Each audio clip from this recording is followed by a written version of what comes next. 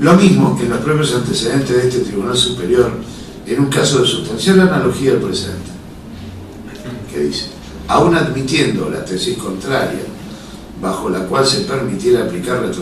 retroactivamente la Ley 25.990, la acción penal no se hallaría prescripta por no haber transcurrido el plazo máximo previsto en la norma.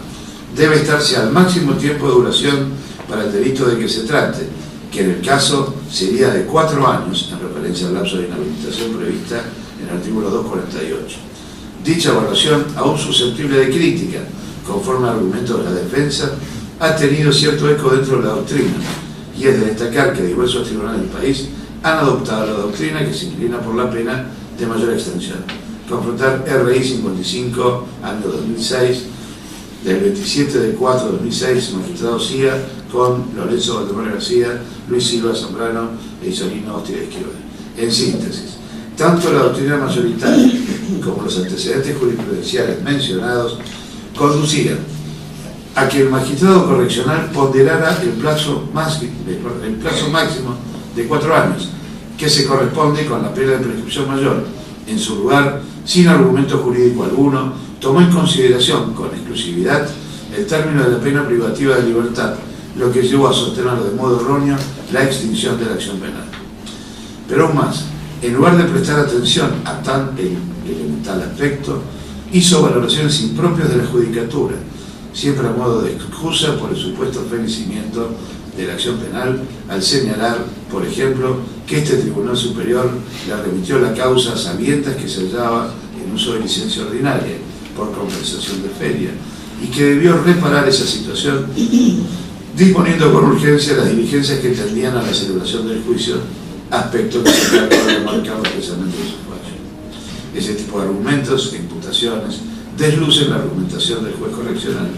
pues deja entrever su desconocimiento en el tópico ya señalado e implica a su vez soslayar los recursos y herramientas legales que siempre están al alcance para superar las situaciones de vacancia o ausencia transitoria de magistrados. Si se comparte lo anterior y se toma en consideración aquel acto interruptivo previsto en la ley sustantiva, que es la citación a juicio, artículo 67, inciso 2 del Código Penal, ocurrida en fecha 18 de noviembre de 2010, extremo sobre el cual no hay controversia, dicho plazo de prescripción operará recién el 18 de noviembre de 2014. El error del magistrado correccional debe repararse en esta instancia, artículo 428 del Código de Procedimientos Penales. Por lo tanto, al haberse demostrado durante el tratamiento de la cuestión anterior la subsistencia de la acción penal, habrá de casarse el pronunciamiento del magistrado por errónea aplicación de la ley sustantiva, dejándose el mismo sin efecto y declarándose en su lugar la vigencia de la acción penal en relación al imputado, devolviéndose las actuaciones a origen para la inmediata prosecución del trámite de la causa. A lo cual agrego, adhiero a lo postulado por el vocal ponente a esta tercera cuestión. Declarar la subsistencia de la acción penal dirigida contra el imputado Jorge Omar Sovich en virtud de las consideraciones expuestas.